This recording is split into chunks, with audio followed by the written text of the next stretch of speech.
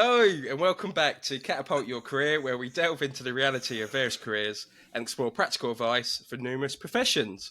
And this is season 3, episode 1. New year, new me, all that nonsense, which we'll be soon getting into. And I have none other than a really good friend in Paul Wilson, who's a hypnotherapist and coach, who's joining me today. Hello, Paul. Good afternoon, Michael, and welcome to the set of Titanic 3, The Recovery, hence the giant green screen behind us. Spielberg and all the rest, they've gone for coffee breaks, but I just sneak in to see my mate Michael and have a bit of a chat in between shots. We were joking between. We're not sure about the capabilities of Riverside and backgrounds. We were thinking, what can we joke with? Is it green with envy, or what can I get at Paul out? But he stole me thunder, so there we go. But without further ado, Paul, I suppose. Firstly, thank you for joining us. It is a pleasure, honestly, to have you on. You're a good lad, and I'm really looking forward to kind of today's episode. And as I introduce you, obviously off the bat, hypnotherapist and coach, it'd be good before we delve into that world. You have, in my opinion, quite an interesting background in some of the other different jobs you've done prior to that. So, yeah, tell us a bit about yourself and your kind of potted history before we delve into the world of hypnotherapy. Oh, God, how long have you got? Because my potted history is quite a long potted history. We'll keep it short and sweet. 25 years in corporate, working for the Channel Tunnel. And back in October 2017, I was cycling to and from work back then, and I got knocked off my bicycle on the way to work. And I broke my right arm above and below the elbow. And being right-handed, I was completely kaput, couldn't do anything, because I am just not ambidextrous in any way, shape, or form. So I was signed off for 6 weeks, and I was sitting there at home or here at home going, should I stay? Should I go? Should I stay? Should I go? Because the last few years I'd been in a job that wasn't ideally suited to me. No, my previous career had been in operations, at the sharp end kind of thing. So anyway, I'm sitting there. Should I stay? Should I go? Still undecided. I go back to work. I get to my office, wading through all the mail and all the stuff that you get after you've been away for a long absence, and kind of sort my office out. And Nick, the head of HR, walks in front of my office and goes, "Hi, Paul, how's the arm?" And to this day, I don't know where it came from. I went, "Hi, Nick, the arm's fine. Have you got a minute?" And he went, yeah, come round to the office. Went round to his office. Long story short, on the exact date of my 25th anniversary, I was out into a whole brand new world. And originally, I was going to become a photographer, a professional photographer, because photography has always been a passion of mine. And then I started talking to people in the job in their 20 years, 30 years, 40 years, 15 years, and they all had this resounding thing they said to me, "Is photography a passion?" Oh, yeah. They said, "Forget it." Because this world in photography, literally, you have people working for exposure, pun intended, that people will say to you, "Come and shoot this and shoot that and shoot the other. We won't pay you, but, we'll put your name everywhere." Well, I asked my landlord, and I said to my landlord, "Listen, would you take the rent in exposure for a couple of months?" He went, No, I want cash, please. So, like everybody, I needed cash. So I thought, what the hell am I going to do? And so I took on a personal trainer and was losing some weight, putting on a bit of muscle. And he happened to say that him and his wife were qualified hypnotists and that they were doing this kind of like free weekend thing. Would I like to come along, as I'm already kind of in his world? So I went along, did the day. There was 4 of us. And I ended up working with this lady who had an incredible fear of snakes and anything wriggly. Now, in the UK, we only have one truly venomous snake. You've got more chance of winning the lottery 3 times in a row and being struck by lightning, actually seeing one of these things, let alone being bitten by one. So it's quite an illogical kind of fear. Anyway, so we did the work and it seemed okay. She said, "Yeah, I'm good. But I wasn't convinced. The next day, being a Sunday, that this lady and her family went for a walk every Sunday in some local woods. And, Dad, the husband, did, video, being Spielberg, videoing everything. You see the kids running around, all that kind of cool stuff. And then you can hear him in the background go, "Darling, you better take a detour. There's a massive worm in the path." And she goes, No, that's okay. And she gets on her hands and knees in the mud and she very gently scoops this worm up in her hands and carries it across to a patch of grass and drops it down again. The husband lets loose a string of words, which I will not repeat here, nearly drops his phone. And I'm thinking, hell, I've got a superpower. because she couldn't even look at a picture on my phone of a snake or worm or anything the day before, and here she's actually picking one up. And so I thought, wow, that's really, really cool. So I went back to the personal trainer. Said, okay, who trained you? He said, Fred. So I went to see Fred, trained with him. I said to Fred, who trained you, Fred? And I did that as far up the chain as I possibly could. I read every book, every course, all the usual kind of thing. And I just really, really fell in love with it. It's a really cool skill to have, because literally you are changing people's lives. If somebody's had a lifelong phobia of dogs and can't go to the park, you helping them get rid of that fear, they can go to the park. Now, it might seem like a small thing, but it's huge for them. Somebody who's been smoking for 30 years and been told by their doctor, if you don't stop now, you're going to die. And they've tried everything. And they come and see a hypnotherapist and boom, 1 hour, couple of days, whatever, sorted, no smoking. And that's why I do it. It's just an incredible ability to help people. And every job I've had pretty much has always been involved in some way, shape or form in helping people. Yeah. I mean, firstly, thank you for sharing that, Paul. I mean, it is a magical story, and there's so many like ways we can go from there. But I suppose whether you believe in fate or not, I think I believe, and I think it's Henry Ford. What you believe and what you don't believe is equally likely to be true. So if you believe you can't do something, you probably won't, and if you do believe you can do it, you probably will. But so I have a faith around fate that everything happens for a reason. So if it's good, bad, or ugly, it serves me in a positive way, I suppose. But that experience you had, the reason why I say it is that chance encounter of having those two people, and then stringing you along this line of lifelong learning and this discovery and this curiosity that you clearly have to this day, I think it's magical, really. And what is your take on it? We don't have to get too spiritual. We haven't got the ayahuasca just yet, Paul, so we can't do that. But what's Michael, your take on that start of your own journey, I suppose? Are you back? Are you with me? I'm back in the room. I can see you. Okay, you're about to say we don't have to get too spiritual. You're in spirit, and then that was a sign. That was a sign saying use the word properly. In all honesty, Michael, I'm not convinced either way, because there's been times in my life where things have gone boom, boom, boom, boom, boom, and you think there's somebody up there with a giant chessboard and with Paul as one of these pieces, and they're doing this, Other times it's like, what the flipping heck do I do now? Yeah. I mean, there's going way back to 1987, 88, and I'm in the Alps and we're doing some work. And there's three possibilities for the end of this season for me. Option A, B, and C. My life could have been completely and totally, utterly different. We wouldn't even be sitting here chatting now if I'd taken option A or B. But I chose option C, which is why we're here. But it's interesting to reflect for a moment or two, thinking, well, what would have happened if? The problem with that is you are never going to know. Yeah. So that's why I never spend any time on this kind of thing, because you don't know. You might have taken option A, hated it, and jumped straight back into option C. Or you might have taken option B, and by some kind of circuitous route, that long word that I can't say very well, you come back to option C. So we just don't know. So if you believe in destiny, whichever route I'd chosen, A, B, or C, I'd have ended up where I am. Yeah. So it's almost like a flip of a coin. I firmly prefer not to believe that everything is preordained, because that means people like, Hitler and all the other nasty people in the world were preordained. And I don't like that idea at all. No. Reality TV, was that preordained? Is that what you're telling me? No, exactly. Thank you. And from spending company with you, Paul, I wouldn't put you in the same light to the Mr. Hitler, and I think you're all good, to be fair. But I do get what you're saying, I suppose, in terms of that.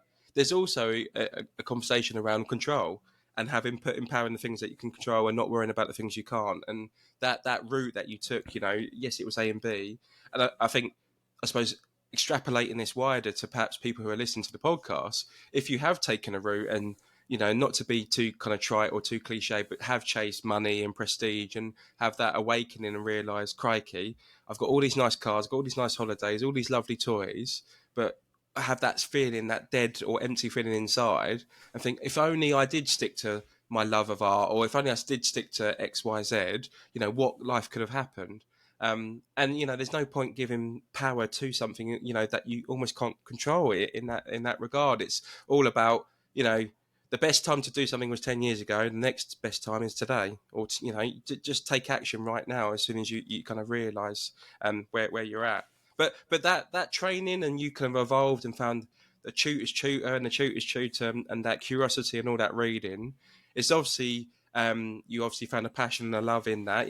We can use whatever word, insert X word there, but that's now taking you to a place where you now have your own practice in terms of hypnotherapy and the coach, I suppose. So tell me a bit more about that, because I've heard of people like Paul McKenna, and we've had various people come into the public sphere. But what actually is hypnotherapy? For dumb it down for me. I'll tell you what, Paul McKenna is a brilliant example because he started off as a DJ for Radio 1, I believe, and then, kind of got fed up with that and went off on some journey. And now he's a world-renowned hypnotist and NLP practitioner.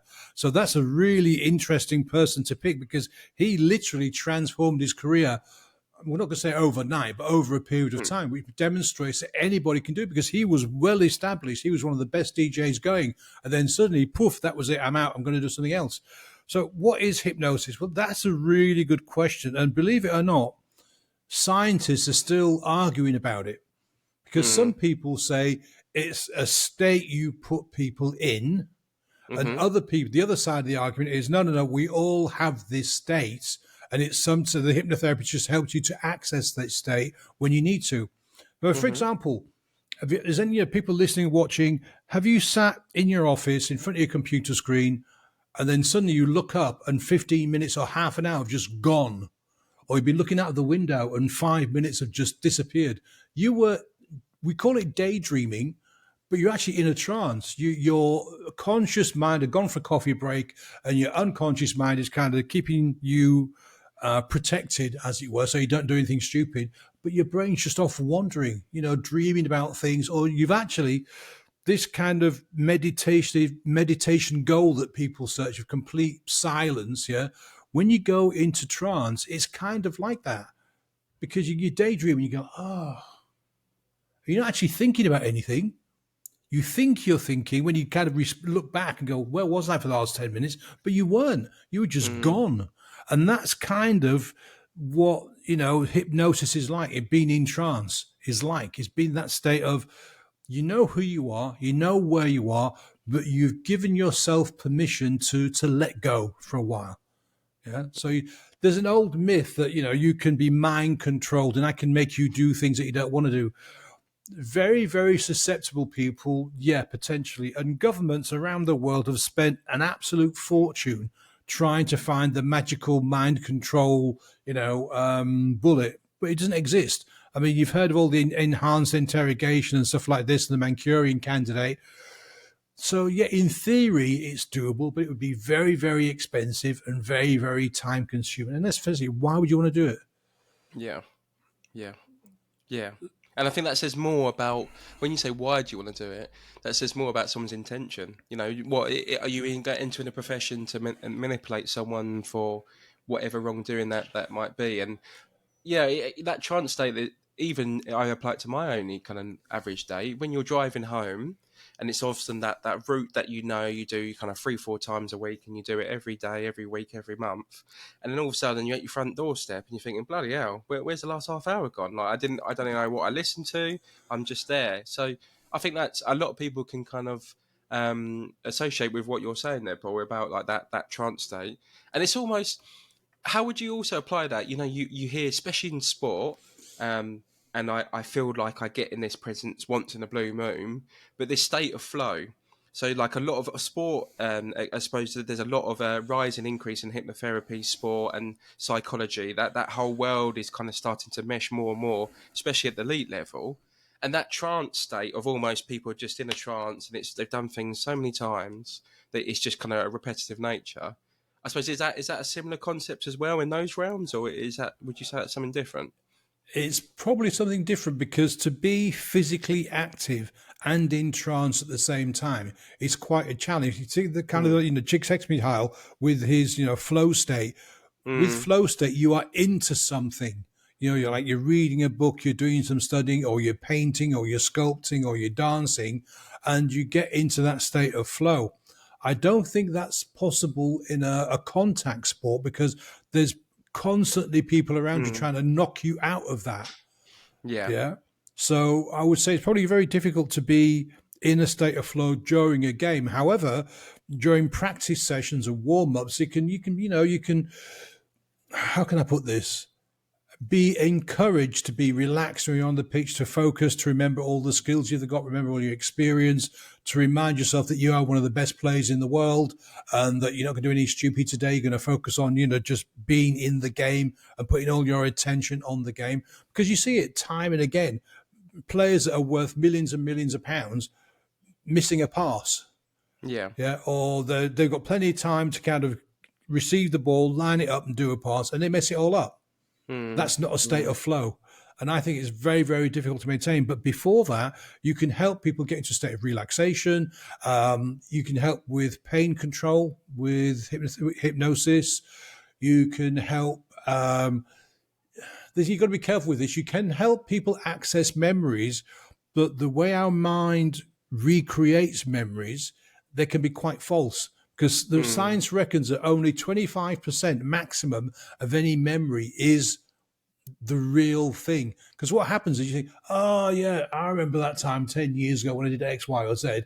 And your mind goes, okay, well, yeah, that kind of looks like what he's talking about. And that bit there looks what he's talking about. Oh, yeah, yeah, yeah. And she may have been there. And that dog may have been there. So it brings all this stuff in and it makes a memory which is, pretty much false. 75% it's just being brought in, very similar stuff, So hypnotherapy and motivation in sports it's really, really massive. You've got a sports psychologist, you're the best, you're the greatest, you've got all the skills, all that kind of stuff, But actually out on the pitch, I think it's too difficult to get into that state because of everything else that's going on. Yeah. Now, being focused is important, which is kind of like a state of flow, but being focused is more like concentration.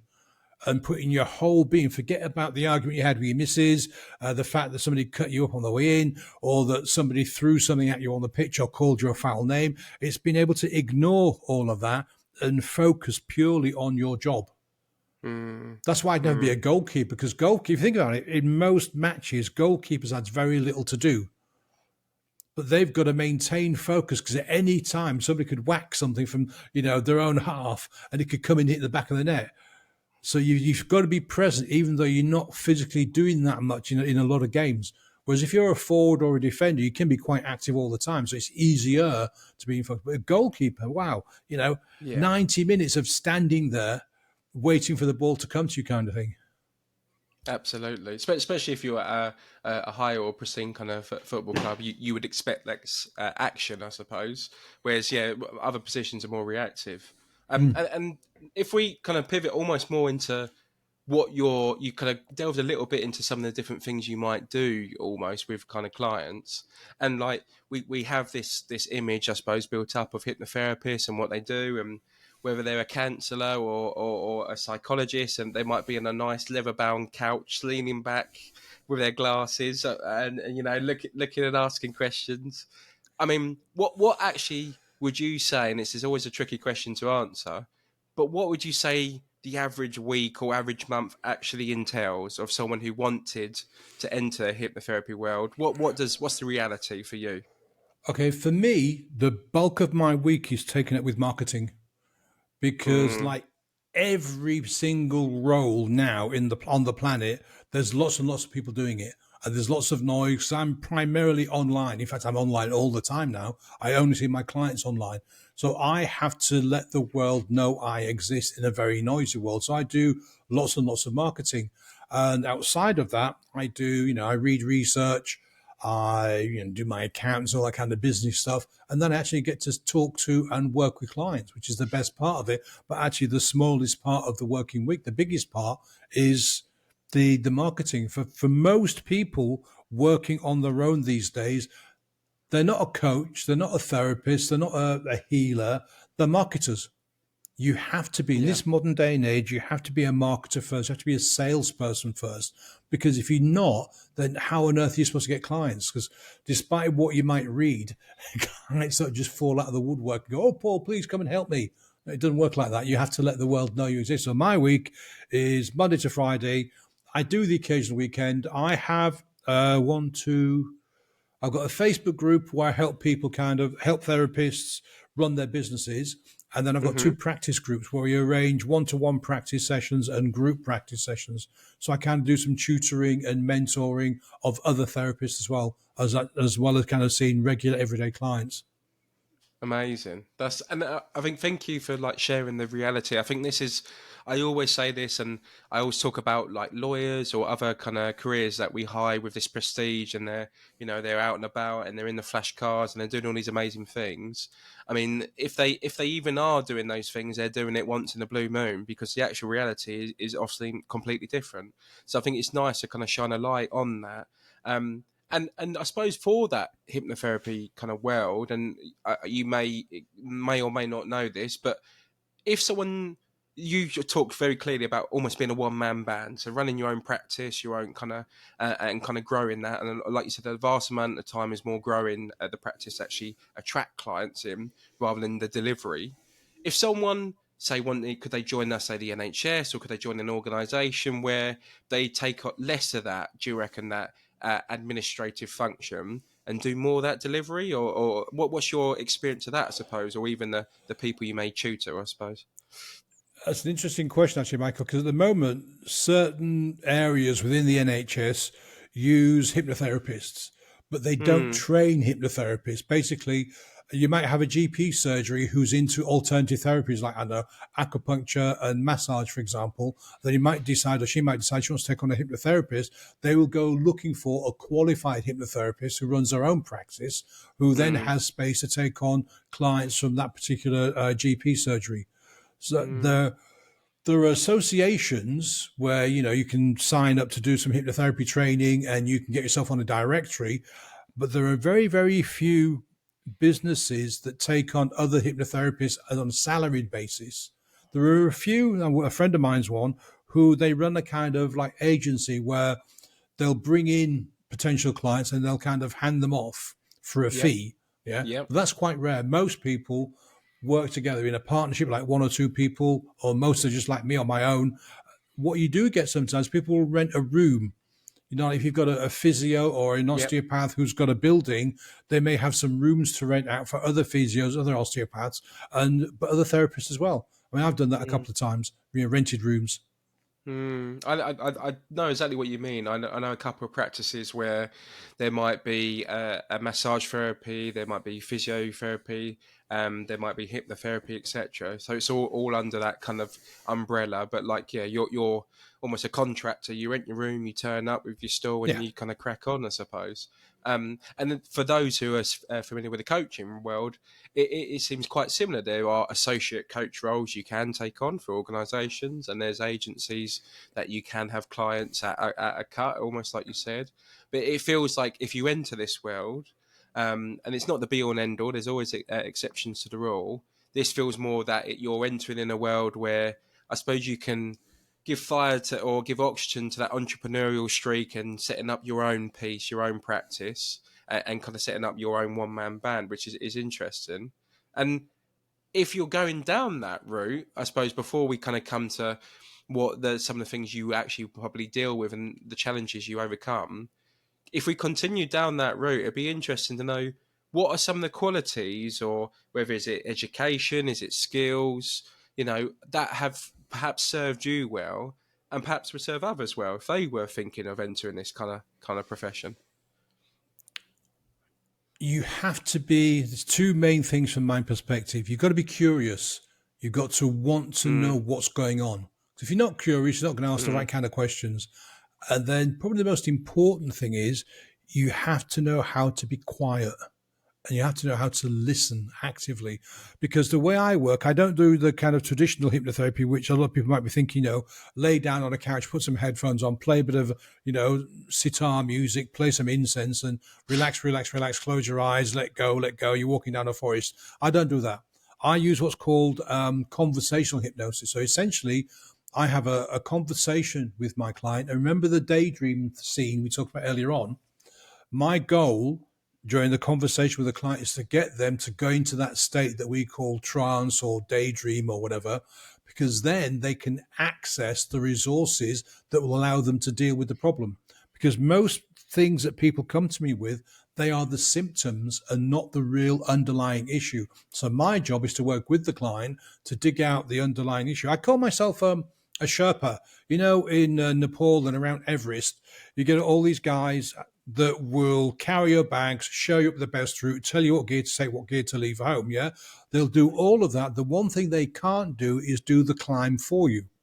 Yeah. So I don't fix people.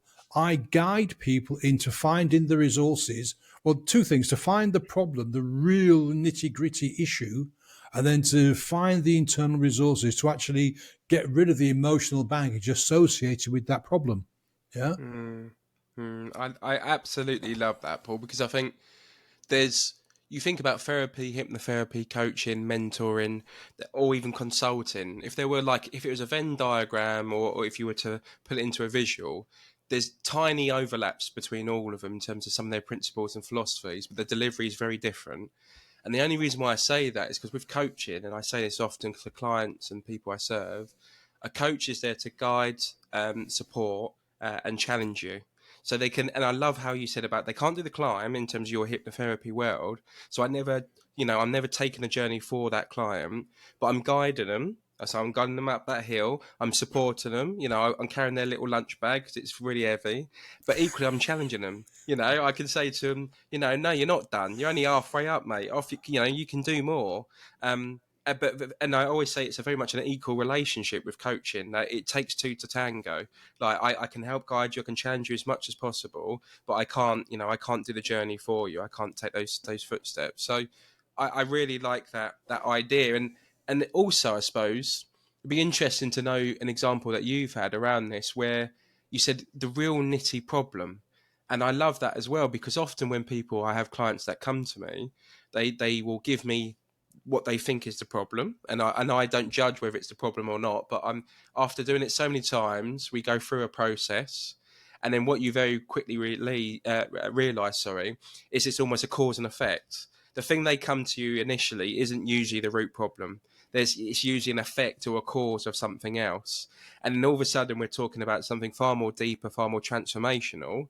And they're like, "Crikey, I wasn't expecting to talk about this, Michael." And then for me, it's just it's normal. I'm used to it. So for you, I suppose, have you had an example in your practice, where you do have that, where they present you with something, but then actually the journey to, the real nitty problem is something else, maybe? Oh, yeah. I mean, pretty much every client it has this same kind of scenario. There's one client that springs to mind from a few years ago. She came to me because she wanted to stop smoking and lose some weight. And these are her own words. She said, I'm fat and disgusting and I'm a chimney and I don't want to be like that anymore. So we started the journey, as we were mentioning, and it turns out that this particular client had been in two really bad relationships with really evil narcissists. Yeah, she'd been physically hurt and emotionally hurt, and she was distraught. And so at the time she said, you know what, I've had it with men. I don't want to be in any other kind of relationship. And then her unconscious mind took that literally and went, okay, what can we do to make her as unattractive as humanly possible? And then she said, I just started smoking like a chimney and I ate like a pig. Again, her words, not mine. And she put on vast amounts of weight. She was smoking 2-3 packets of fags a day. And she literally created a shield around herself of obnoxiousness, yeah, to ward men off. And then she came to see me because she said, look, Paul, I want to meet somebody and I can't meet somebody when I look like this. So she still hadn't twigged that it was her own unconscious that had created this scenario. But we did the work, and then eventually there was like the aha moment where she went, oh my God, it's because of this, isn't it? Yeah. And that as well. And I did all of this because of those two things. Right. So I don't need to do it anymore, do I, Paul? Well, are you in those relationships? And so we worked together for her to understand that she no longer needed that psychic physical shield anymore because she was out of those relationships. She knew the kind of relationship and the kind of guy she wanted to be with. So there was no danger anymore of getting sucked into a nasty relationship. So within about 4 months, she stopped smoking that day. Yeah. But the weight obviously takes a bit of time. But within about 4 months, she'd lost most of the weight. And when I spoke to her, a couple of years ago, she was in a loving relationship with a really, really nice guy and looks amazing. That's what it's all about, isn't it? I think, uh, and it's interesting how you speak, because I think I pick up on it perhaps as a coach when you say that these are my words, not her, not these are her words, not mine, kind of thing. Yeah. I often say this a lot as well when what I was about to say to you about empowerment, and these are my words, not yours, but what you're speaking about, it sings of empowerment, like a real strong piece of empowering people to take their own journey. Because, like you said, she's like, oh, this is why I do this, Paul, and then that's why I done this, and then I suppose so I should probably do this. So she's got all the answers, but you've been that absolute amazing kind of partner in terms of empowering her to see that foggy mist around her head and to see through clear all these things that are affecting her, and then to take control of her own destiny, which is the exciting thing. And I think for me, of course, there's a business in terms of all practices, and we talk about value ladders, and you have someone, they serve you once, and then what do they continue on? And I understand all of that. But also there's a strong piece for me as a coach, and I don't know, it'll be interesting to see what your opinion is on this as well, Paul, around empowering people to take their own journey. Because I don't want someone dependent on me and constantly coming to me for 3, 4, 5 years. I think that's almost serving my ego more as a coach, rather than empowering and giving someone the tools to live their own life. So it's quite an interesting, I wouldn't say it kind of negates each other in terms of the typical business value ladder and all the rest of it. But what's your opinion, I suppose, on that in terms of you being a tool to empower others to take their own journey? My job is to help the client find their own solution, and the sooner the better. Because I tend to work with 6-figure, 7-figure business owners who don't have time to faff about. So they come to me to get a problem resolved, and then they're on their way. I was flabbergasted. I love that word, flabbergasted. About, I don't know, when I first kicked off in about 2019, I went to a networking event of psychotherapists, because that was the only kind of group in the area that kind of fitted. And they were chit-chatting and stuff. Then somebody said, what do you guys do about succession planning? And I'm thinking, succession planning? What the hell are they talking about? Anyway, so I kept really quiet. And then this one lady said, well, if I die, who am I going to give my clients to? And I'm thinking, well, you die, they're going to go find somebody else, the problem sorted. And then the bomb dropped. Well, I've had some clients for 18 years. Yeah. And my jaw kind of like hit the floor and bounded. It made such a noise, And I just couldn't believe it, because a lot of these psychotherapists, they didn't have people with really, really, really severe mental health issues. These people with, depression and other stuff, which you can deal with very, very quickly. And they were charging, like 80 quid, 100 quid a session once a week for 18 years, excluding bank holidays and Christmas and stuff.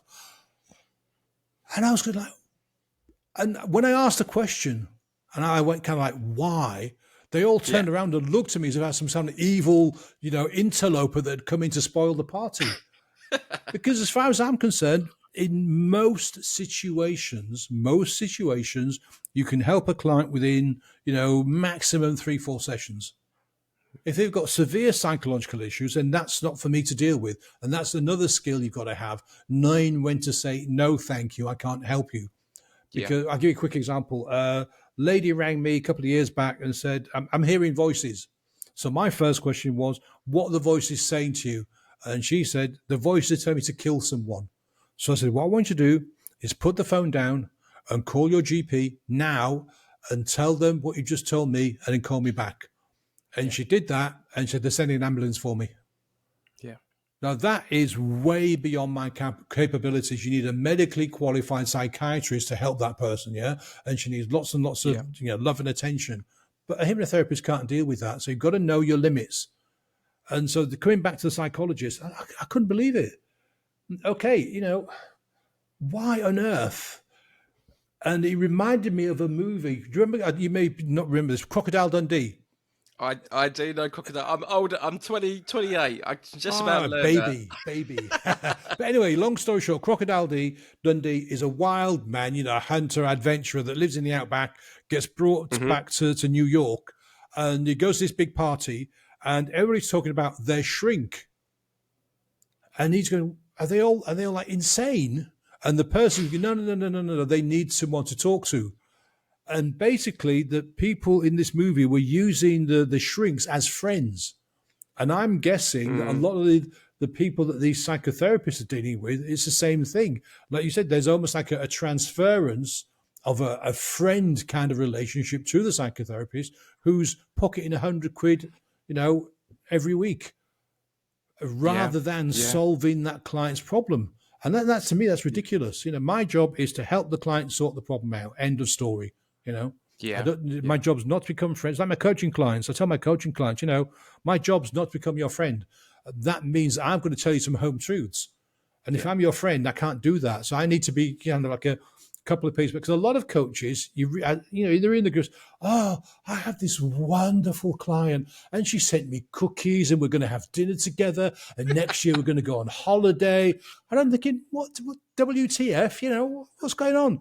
That you're not serving that client. That client's got a problem. She wants that problem fixing. She don't want to become your best buddy, going on baking holidays together. She wants the problem sorted. Unless It's she just, hasn't got a problem, just needs a friend. It's a very expensive way to collect a friend. it is. It is. And I thought, Paul, you weren't going to say about me buying you cookies, and you just you just told everybody. It slipped out. I apologise. But I do completely agree with you. I think first and foremost, you have to realise it's a professional friendship or professional relationship, whatever terminology you want to give it, and you are not there to be friends. And I think that's a key point, which I completely agree with. And it's just interesting, I suppose, how it's good to hear your opinion as well, I suppose, around that kind of perception of we are there at the end of the day to help people. We're not there to kind of be their friends. I've had the same conversation with people who have approached me who are very in my friend circle, and I've said, absolutely, but it won't be me. So I know some really good coaches who'll be perfect to do the job, but it's not going to be me because the questions I ask, they're going to land how I will try my very best to form him in whatever way.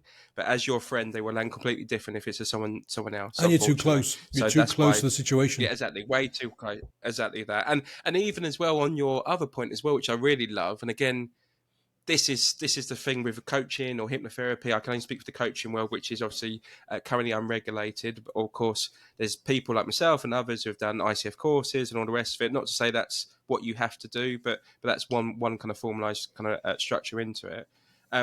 The reason why I say that though is a lot of people will just take on anybody in terms of coaching, and what your example showed clearly is having the self-awareness yourself as well to say, this is what I'm good at, this is my remit, and if there's and you're not actually serving that person best by taking them on, the best way to serve that person is doing exactly what you said in terms of referring them kind of almost via to a GP. And I do the same with therapy. So I have someone who's almost partnered with me, who's a therapist. And the very clear way I distinguish therapy is if I'm coaching someone, I always refer to their past. They go, I know, Michael, but I just can't get past this trauma or this or that. And it constantly, and I will ask questions to raise their self-awareness around that point. If we can't get past that point, the only way I'm doing my duty properly is by saying, look, therapy is probably the best thing for you in this moment. I know a very good person who's very well trained and can execute this to a T. Once you've completed that and you feel like you've got past that event, I'm more than happy to continue working with you and looking towards the future, because that's what we're doing here with coaching. So I think that it's really kind of inspiring, I suppose, that really, to be honest, Paul, to hear that approach, which I think you wouldn't hope it is, but it's a very fresh approach, unfortunately, rather than me, and attaching it to myself. I actually make it difficult for clients to work with me. Mm. First of all, you've got to go to my website. You have to fill out a form. There's only about 9 or 10 questions, but you have to fill out the form. And then you have to go on what I call, like a strategy call or a consultation. And during that consultation, I'm looking for 3 things. Can I help this person? Yep. Again, going to the lady with the voices, I couldn't clearly help her. Yeah. So Yep. can I help them? Do I want to work with this person? Because if I get a really obnoxious git, then so excuse me, Yeah. life is short. I don't It's want to true. work with them. Yeah. It's And true. the third thing is are they motivated enough to do the work? Because I'm quite expensive, and that's deliberately so, because again, it's another hurdle for someone that I have to get over, and it demonstrates that they are serious and they've got some skin in the game, because this is why free doesn't work in this world. You do free hypnosis session, and I've done this with other therapists, giving them freebies, And I've noticed they've gone to another therapist a month later with exactly the same scenario, exactly the same problem. So free doesn't work. You've got to have skin in the game. You've got to be motivated. So I make it very difficult for clients to get to work, because once they do get past that hurdle, we can get some brilliant results together really, really quickly. Yeah, no, I completely, I chime with that. It's almost pushing back for them to, you're pushing to see, do they push back? You're pushing the right levers, and oh yeah, they're definitely kind of committed and motivated. So yeah, no, I hear that. And a bit more, I suppose, as we start to take the turn, I suppose, and come to some of the last kind of few questions. It'd be interesting to know, given this new practice, this transition in career for yourself, I suppose, and for the listeners who, this has piqued their interest, and maybe this is something perhaps they either want to receive from yourself, or it's a career they want to enter. What would you say are perhaps the most rewarding and equally the most challenging aspects of being a kind of hypnotherapist? The most rewarding thing is getting to help people. The thing for me is there's always a moment when I'm working with a client where they suddenly go, "Oh wow!" It's like the lights Yeah. have been turned on. Their face changes color, the shoulders drop, the eyes become like massive lamps. There's a massive smile, and people say to me they feel lighter, a weight's been taken off their shoulders. Sometimes they say they feel a bit heavier, they feel relaxed, they feel calm. That's why I do it. It's for that moment, that fleeting moment that goes, yep, they've got it, they've sorted it, it's done, we're finished. Yeah. On the flip side, it's the same issue. It's some clients, you think they're motivated, you think they're ready to go, and it just takes a lot longer, because there isn't a magic pill, there isn't a magic button, but losing that kind of euphemism, it takes a lot longer to find that little thing, that little mechanism, that little trigger, that little button that they need to press for all the shields to come down, all the blinds to come down, for that realization to happen. And that sometimes can be really, really challenging. I mean, the longest I've ever had with a client, a hypnotherapy client, is probably about 5 sessions. It took that. We got, 75% of the work done in the first session, and then little bits until the very last session. And then it kind of all just clicked in. And it was something totally unexpected from both of us, because sometimes I kind of get an inkling, but it's totally unexpected from both of us. And it just came out of nowhere. But it didn't come out of nowhere. It came from the previous 5 sessions, and the brain doing what I call processing. Imagine you've got a sock drawer, and you've got a corner with all the old socks. So you chuck those out and you reorganize everything so the drawer looks nice and tidy.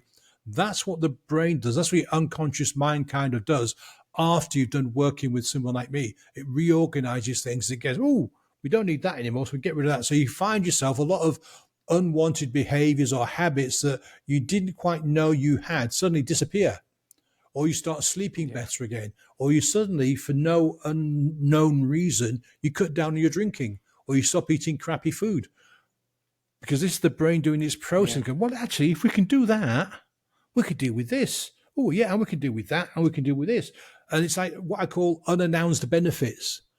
Yeah, the client came to me because he wanted to stop smoking, and the root cause was X, Y, or Z, and we find that root cause.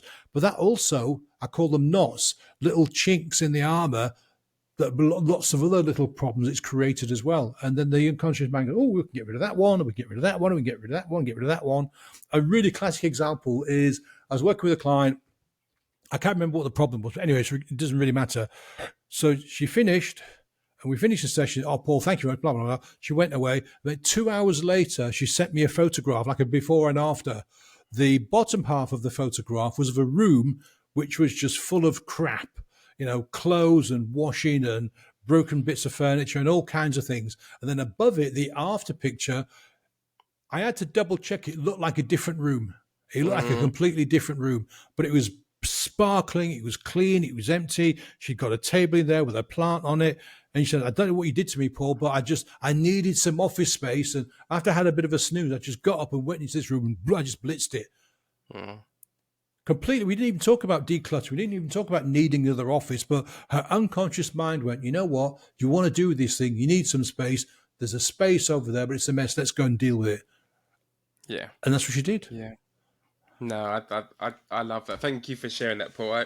It's interesting, declutter the mind, and then she's decluttered physically.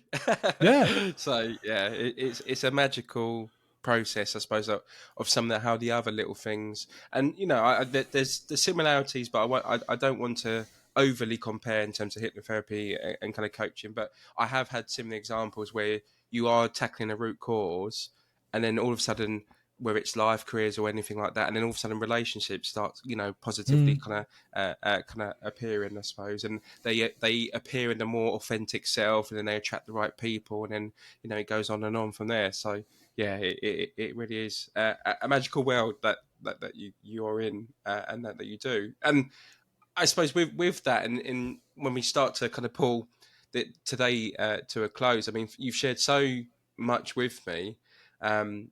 And it's just interesting now that you've had that experience, you worked with all these clients, and you've done kind of, you're on this continuous journey. I always say one of my strongest values is lifelong learning, and that curiosity, I can see kind of burns bright in you. You're always wanting to learn more, and always kind of develop your skills, I suppose. But if you had your time again, and you're leaving the channel, and you've had that conversation, you're entering the world of hypnotherapy, and I think you might give me an interesting answer here, but I don't want to imagine. But if you had your time again, what would you perhaps do differently? Well, see, the thing is, that question only works if you know you've already had a life. I knew you're Because gonna. I said my prerequisite because I thought you were yeah, have an interesting answer, you Paul. Go ahead, because sir. yeah, when you're born, I mean, some people, a lot of people believe in past life and all this kind of thing. Personally, I don't. But if a client believes that, that's fine. That everybody's free to believe what they want to believe. So if you don't know what life you've had, how can you do things differently? You can't. Now let's just guess for a second. Let's say you've been born, and this guy comes along with a clipboard and goes, "Right, Paul. In your previous life, you'd done this, and this. You can change all of that. What do you fancy?" Well, in all honesty, I wouldn't change anything Mm, because I wouldn't be here now if I'd changed one thing. You remember the early part of the conversation where we were talking about destiny and stuff? yeah. I don't believe in destiny, so I could have gone down a completely different route. I could be owning three or four, chalets in a ski resort. I could own a campsite somewhere in the south of France. Lots of different possibilities because of the way my life has shifted and changed over the years.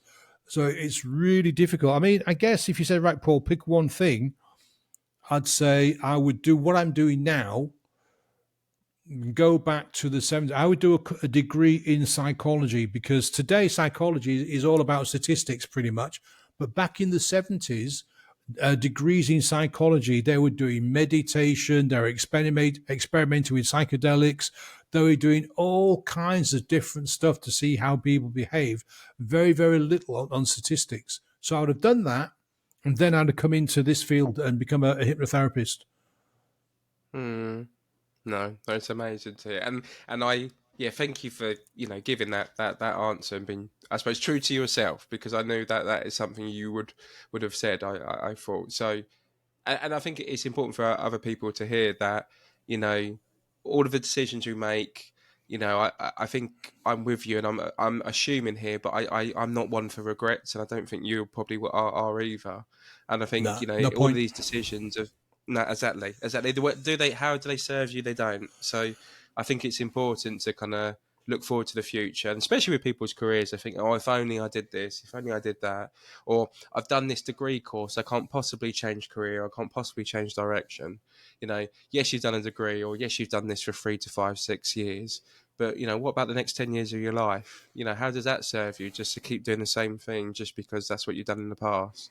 So yeah, I think it's really powerful, and I think just to kind of close, I think, Paul, you shared a little bit of the reality and a peek behind the curtain for people who perhaps want to enter hypnotherapy. It sounds like you said you do some kind of support for people who actually want to be in that world and have their own practice as well as one-on-one. But just to kind of round us up, Paul, give us a little bit more information around your practice and what you do, and I suppose where listeners can find you if they're interested in it.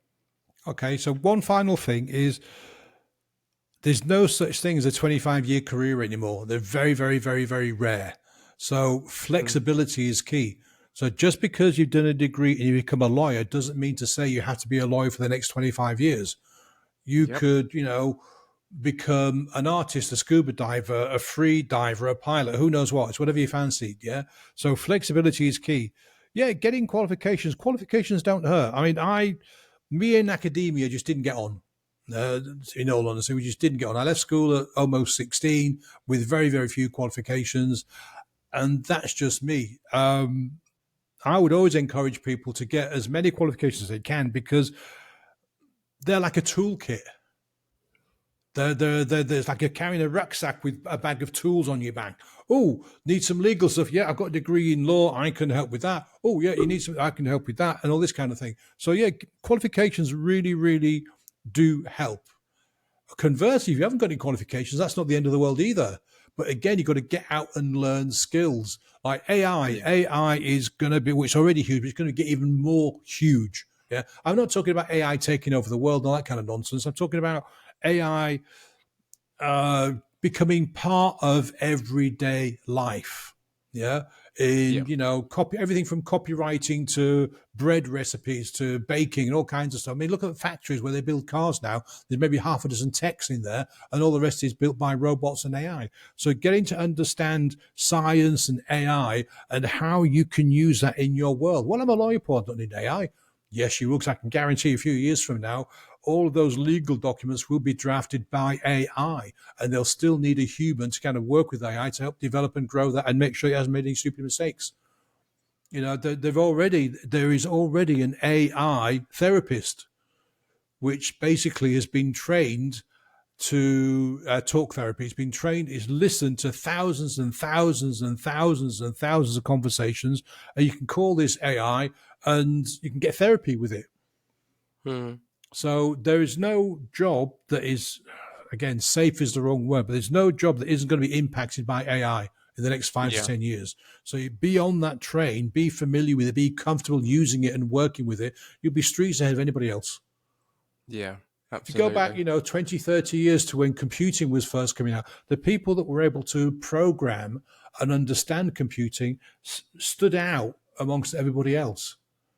And 20 years ago, a career in computing, what's that? Well, say 30 years ago, a career in computing, what's that? Whereas now, there are thousands of careers in computing, people working just on the cloud or web development, or look at all of the entertainment world. Look at how much computing goes into entertainment these days. So, how can I help people? Well, my speciality is I train, mentor, and coach other hypnotherapists. Yeah. And I do that in group sessions, and I do that on one-to-one sessions, and then I still see my kind of regular clients at the same time. If you want to get hold of me, my website is really easy, www.ahappyhead.co.uk. That's all one word, a happy head, big smile. And then you can get in touch with me. You can message me. You can book a consultation. You can see all my testimonials, all that kind of good stuff.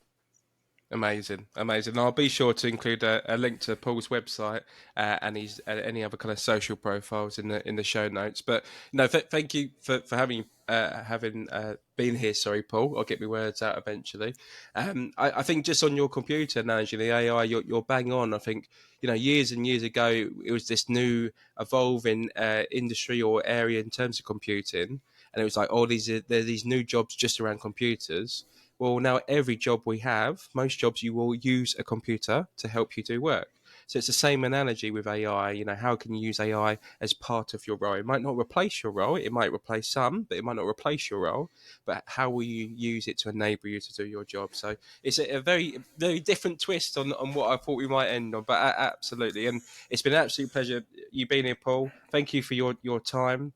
And yeah, I just all the listeners, hopefully that's another kind of interesting insight into another career, the world of hypnotherapy.